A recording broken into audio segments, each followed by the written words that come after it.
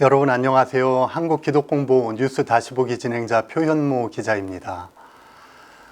바야흐로 여름이 왔습니다. 연일 30도, 낮 최고 기온이 30도를 넘어가고 있는데 코로나19로도 힘든데 이렇게 무더위도 겪으시느라고 고생이 많으십니다. 여러분 무더위에 힘내시기 바랍니다.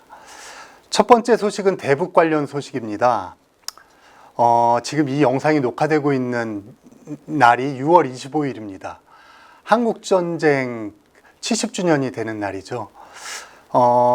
그런데 이제 지난 2018년 4월에 남북 정상회담이 개최되고 판문점 선언이 나올 때만 해도 2년 후인 지금 이제 6.25 전쟁 70주년이 되는 올해에는 이제 종전선언도 되고 엄청나게 이제 진전된 평화 속에서 다양한 행사가 진행될 거라는 기대감이 있었는데 작년 2월에 하노이에서 북미 회담이 결렬되면서 삐끗하더니 이제 며칠 전 6월 9일에는 북한이 그 대북 전단의 그 유감을 표명하면서 모든 통신 연락선을 차단하고 또 16일에는 그 화해와 평화의 상징인 개성 남북 공동 연락사무소를 폭파해 버렸습니다. 그리고 대남 확성기도 설치하면서 이렇게 군사행동도 불사할 것 같은 그런 엄청난 그 격한 분노를 표출했는데요. 그래도 지금은 다행히 김정은 위원장 지시로 모든 대남 강경 행동이 보류된 상태이기는 합니다. 이런 애매한 상황에서 6.25 전쟁 70년을 맞이한 겁니다. 이렇게 평화가 위협받는 상황에서도 불구하고 한국교회는 남북이 평화의 길에서 절대 이탈해서는 안 된다는 입장을 분명히 했습니다. 지난주 한국교회 총연합이 17일 성명을 발표했는데 최근 북한의 남북 공동연락사무소 폭파와 거친 언사는 평화의 길에 장애가 되고 있다라고 비판을 하면서도요. 화해와 공존의 길은 여전히 좁고 험해도 우리는 서로 배려하면서 평화의 길로 가야 한다고 말했습니다. 한교총은 사랑의 원자탄 손양원 목사님을 언급을 했는데 분단의 갈등을 열기 위해서는 용서와 사랑, 순교의 정신으로만 가능하다고 강조했습니다. 그래서 이제 그 한국교회가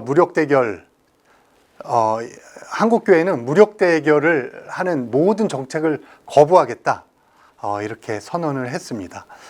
한국기독교교회협의회 NCC도 한국전쟁 70년 평화호소문을 발표했습니다.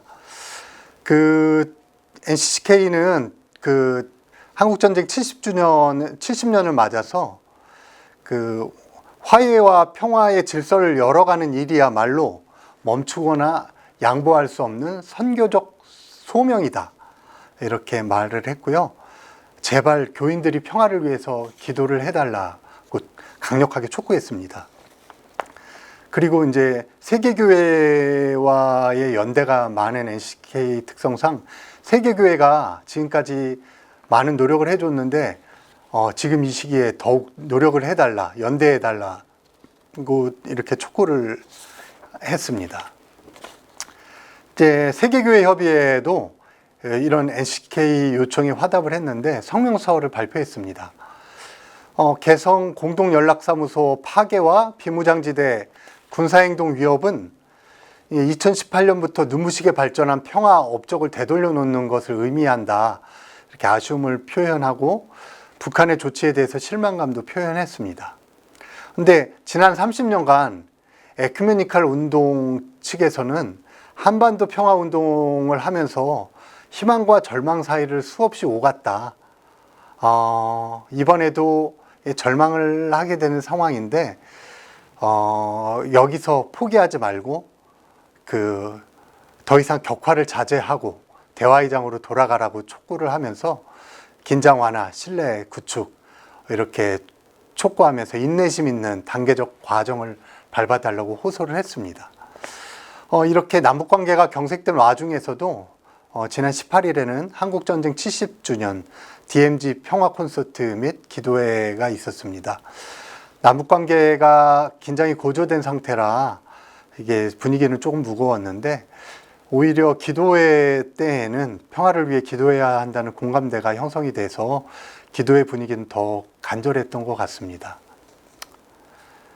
네, 조금 결이 다른 이야기인데 한국전쟁 70주년과 관계가 있는 얘기이기도 하고 스토리가 재미있어서 여러분께 소개를 해드리고 싶습니다.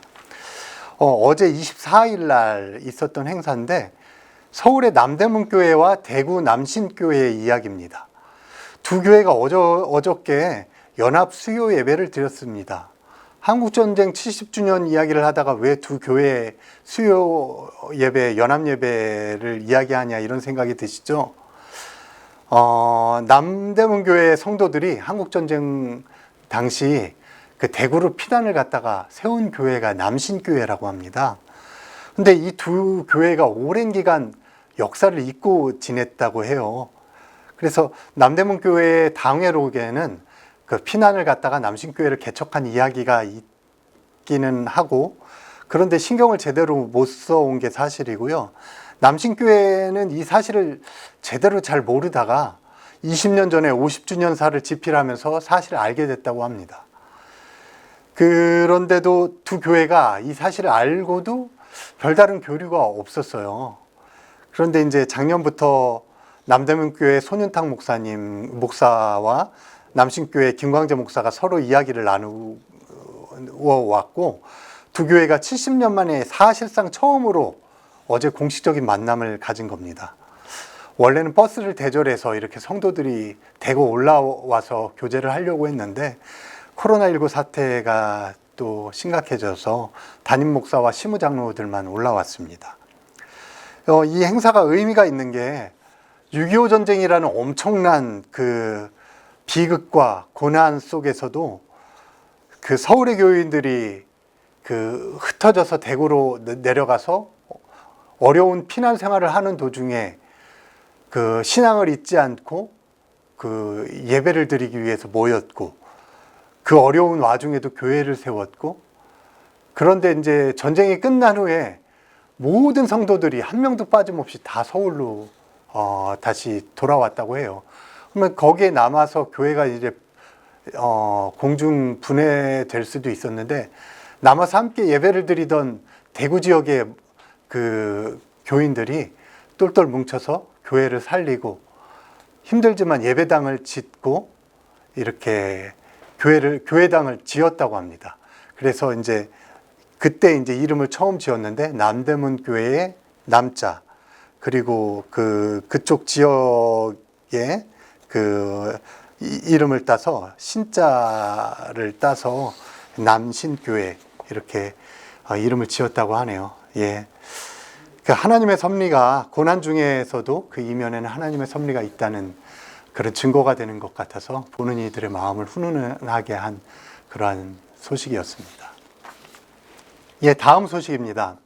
포스트 코로나19로 여러 현상들이 일어나고 있는데 그 중에서 예배당 공유가 뜨고 있다는 소식입니다. 개척교회 목사들이 가장 힘든 것 중 하나가 그 예배 공간 마련입니다. 개척교회라고 하는 게 재정적으로 굉장히 어려운 상황에서 성도가 아예 없거나 굉장히 적은 수로 시작을 하잖아요. 그런데 이런 상황에서 예배 공간을 마련하기 위해서는 대출도 해야 되고 매달 그 대출이자와 임대료를 부담하는 게 여간 어려운 게 아닙니다. 평상시에도 어려운데 최근에는 개척교회나 작은 교회 사역이 코로나19로 직격탄을 맞아서 굉장히 어려운 상황입니다. 생존까지 위협을 받고 있는 상황에서 예배당을 공유하고 있는 사례들이 세간의 주목을 받게 된 건데, 이런 소식이 6월 27일자 한국기독공보에도 소개가 됐습니다. 광주 동로의 사랑나눔교회가 양지문 교회의 배려로 매 주일 오후 2시 예배당을 공유해주고 평일에는 교육관도 공유해준 덕분에 4년 만에 독립을 할 수 있었다는 소식이 있습니다. 그리고 서울 강남교회 수서교회도 새 예배당을 건축한 후에 구 예배당을 별도의 임대료 없이 청소비 5만 원만 내면 최대 3년간 사용할 수 있도록 다른 교회들에게 배려해 준 사례도 소개가 됐습니다. 현재 세 개 교회가 각자 예배 시각에 맞춰서 예배당 공유를 하고 있다고 하는데 개척교회나 작은 교회에게 정말 큰 도움이 되고 있다고 합니다. 또 르호봇 코워십 스테이션이라고 그 한 건물에서 7개 교회가 서로 다른 시간에 예배를 드리는 사례도 있습니다. 교단 상관없이 월 10만 원 사용료만 내면은 예배당 건물을 사용할 수 있게 한 건데, 이것도 평양로의 김포 명성교회가 교회 건물을 팔고 지금의 건물을 구입하면서 주변 교회들을 인큐베이팅 해주고 있다는 소식입니다. 이러한 그 상황에서 서울 북로에는 이번 봄노회에 예배 처소 공유제를 총회에 헌의하기로 결의했습니다. 예배 처소 공유제란 코로나19 사태 후 온라인 예배 등 장소 제약을 받지 않고 다양한 방법으로 예배를 드리는 상황에서 여러 교회가 다양한 교회의 다양성, 예배의 다양성을 존중하며 교회 건물을 나눠 쓰자는 겁니다. 물론 이렇게 예배 처소 공유는 이렇게 이게 너무 생소하니까 주변에 이단 의심을 받는 사례도 있고, 예배 시간에 대해서 이렇게 불편을 호소하는 사례도 있다고 합니다. 또 교인들이 심적으로 불편해서 이렇게 정서상 또 맞지 않는 부분도 있는 거 아니냐, 이런 어려움도 있다고 해요. 그런데 이제 팬데믹이 언제 끝날지 아무도 모르는 상황이잖아요. 이런 상황에서 교인들은 계속 줄고 작은 교회는 더욱 힘들어질 것이 예상되는 상황에서 예배당 공유는 작은 교회들에게 하나의 대안이 될 수 있다는 그런 의견도 많은 것이 사실입니다. 예, 다음 소식은 목사고시와 관련된 건데, 오는 7월 2일 날 목사고시가 이렇게 실시됩니다. 그런데 코로나19로 안전이 우려되는 상황인 만큼 총회도 이렇게 목사고시 응시생이 1,300명에 달하기 때문에 총회도 이렇게 대규모 수험생들이 몰리는 상황에서 고심이 많다고 합니다. 총회 고시위원회는 올해 목사고시를 안전을 위해서 예년과 다르게 진행하기로 했다고 합니다. 이들이 한꺼번에 몰리는 것을 방지하기 위해 응시자 출입 시간을 따로 분산시킬 예정이라고 하네요. 초시, 제시, 삼시 등 다양한 유형의 응시자들은 시험을 치르는 과목의 시험 시간에 맞춰 고시장 출입을 할 수 있게 하고요. 대신에 늦은 입실은 응시를 엄격히 제한한다고 합니다. 위원회는 그 고시 당일 3차에 나눠서 고시장에 응시생들을 오게 할 예정인데, 설교와 논술, 성경과 면접, 교회사와 헌법 응시자들은 출입 시간을 따로 고지해서 최대한 분산시킨다는 방침인데요. 당일 응시 과목만 치르는 응시자들은 고사장을 별도로 마련하고 건물 출입 시 발열 체크 등 최대한 감염 예방 수칙을 철저히 지킨다는 방침입니다. 또 중식 제공은 없고 마스크 미착용 시 입실이 제한된다는 점 명심하셔야 될 것 같네요. 그리고 오전에 고시를 치른 응시생들은 이어서 면접을 치를 수 있도록 하고 대기 인원도 최소화하도록 각 수험표별로 그 면접 시간을 미리 고지하기로 했다고 하네요. 목사고시를 치르는 분들은 고시위원회의 공지를 자세히 숙지하셔야 될 것 같습니다.